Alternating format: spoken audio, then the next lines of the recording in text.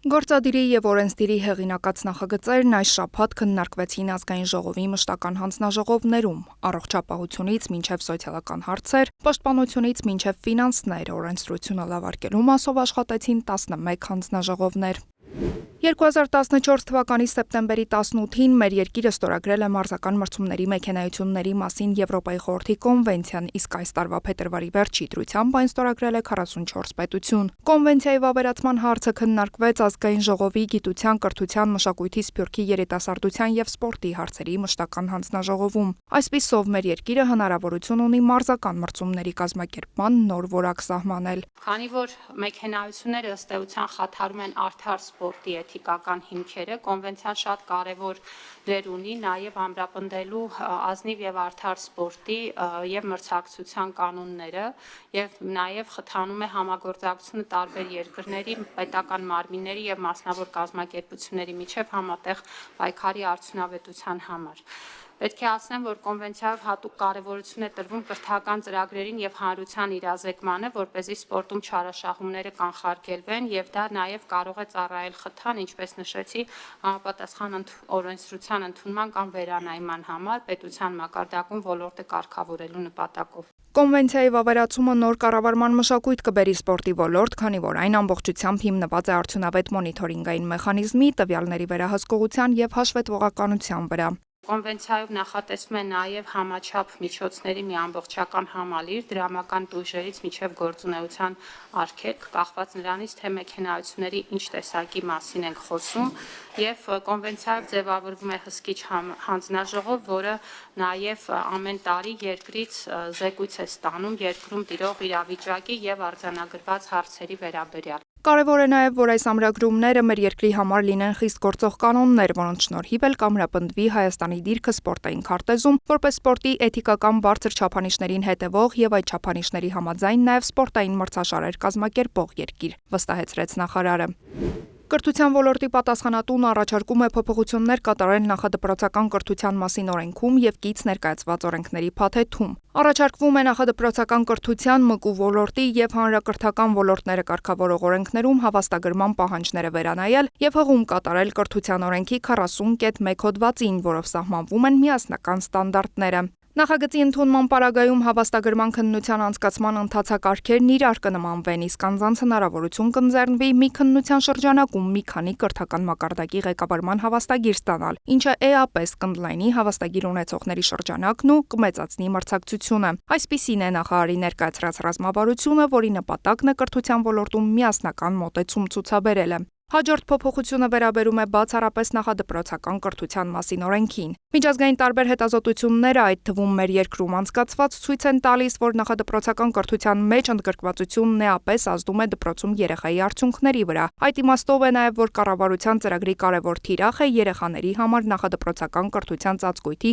ամբողջական ապահովումն ու հասանելիության մեծացումը։ Կառաջարկում ենք օրենքում կատարել փոփոխություն, տարիքային շեմը վերանայել, մասնավորապես, եթե մենք խոսում ենք բնակավայրի միակ հաստատության մասին, այսինքն կա դպրոց, որի շրջանակներում գործում է նախակրթարան, նրանք կարողանան ավելի վաղ փուլից աշխատել երեխաների հետ, 3-ից 6 տարեկան երեխաների ընդգրկում ապահովել, իսկ քաղաքային բնակավայրերում, որտեղ մենք հաճախ ունենում ենք մանկապարտեզների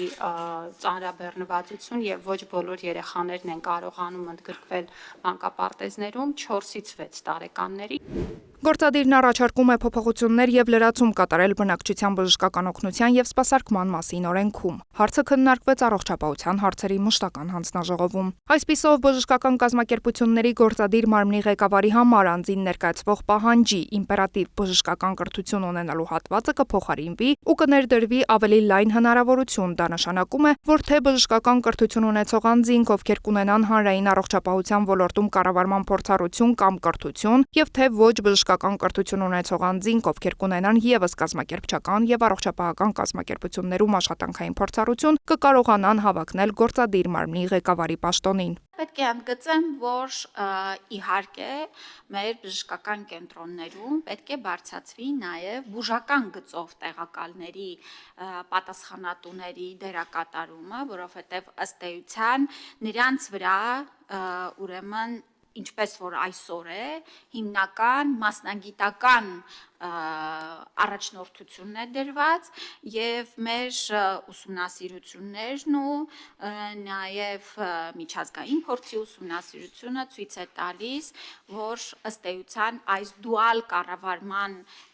գործադիր մարմին ունենալու մոդելը բավական արդյունավետ է։ Օրենքում կսահմանվեն հստակ կարգավորումներ, որոնք կուրվագծեն գործադիր մարմնի ղեկավարների լիազորությունների ու պատասխանատվության շրջանակը։ Դուք հիմնավորման մեջ գրել եք եւ դուք էլ ասացիք, որ ձեր խոսքում էլ բազմիցս նշեցիք, որ որպեսզի ավելի որակյալ կադրեր կարողանաք ներգրավել, դրա համար կատարվում են այս փոփոխությունները։ Բայց ըստ էության դուք կրիտերիաները նվազեցնում եք, չեք բարձրացնում ավելի որակյալ կադրեր ներգրավելու համար։ Ուզում եմ նպատակը հասկանալ, կխնդրեի, որպեսզի բացատրեիք։ Մենք չենք նվազեցրել կրիտերիաները, այլ շրջանակն ենք լայնացրել այն անձանց, ովքեր կարող են հավակնել։ Մենք շեշտադրումը դրել ենք ոչ այնքան տարիների ստաժի վրա, այլ բավարար եւ անհրաժեշտ կրթական ծրագրերի արկայության վրա։ Օրենքի նախագծի վերաբերյալ հանձնաժողովը ներկայացրեց մեկ առաջարկ, այն վերաբերում էր գործադիր մարմնի ղեկավարի կրթություն ունենալուն, ինչպես նաև առողջապահության ոլորտում պահանջվող աշխատանքային ստաժին։ Առաջարկը կքննարկվի առաջինից երկրորդ ընթերցում ընկած ժամանակահատվածում։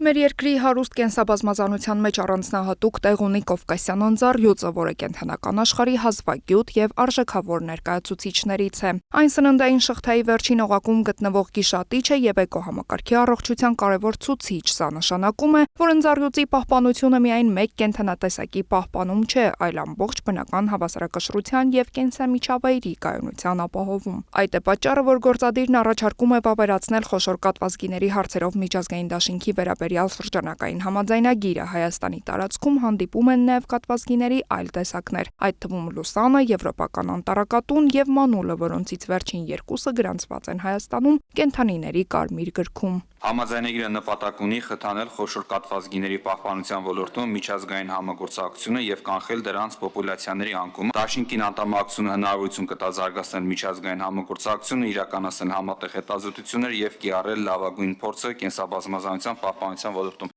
Հաջորդ թիվ հանձնաժողովը քննարկեց կենսաբանական բազմազանության մասին կոնվենցիային կից գենետիկական պաշարների հասանելիության եւ դրանց օգտագործումից ստացվող օգուտների արդար ու հավասար հիմունքներով համօգտագործման մասին Նագոյայի արձանագրությունը վավերացնելու մասին հարցը։ Այս գործընթացն առանձնահատուկ է նաեւ հաշվի առնելով այն, որ 2026 թվականին Երևանը կհյուրընկալի կոնվենցիայի կողմերի 17-րդ համաժողովը COP17-ը եւ 2 տարի ժամկետով կստանձնի կոնվենցիայի ներկո գործընթացների նախագահությունը։ Արձանագրության վավերացումը հնարավորություն կտա ամրապնդել մեր երկրի ինքնիշխանությունը բնական պաշարների նկատմամբ, զարգացնել գիտատեխնիկական համագործակցությունը, ներգրավել լրացուցիչ ֆինանսական միջոցներ եւ բարձրացնել Հայաստանի միջազգային հեղինակությունը։ Հիշեցնենք, որ արձանագրությունը համահունչ է Հայաստանի կառավարության ծրագրին եւ բխում է Հայաստանի Հանրապետություն Եվրոպական միություն գործընկերության շրջանակում ստանձնած պարտավորություններից։ Չնայած արձանագրությունը չի հակասում գործող օրենսդրությանը, դրա կիրարկման համար անհրաժեշտ կլինեն որոշ օրենսդրական կարգավորումներ։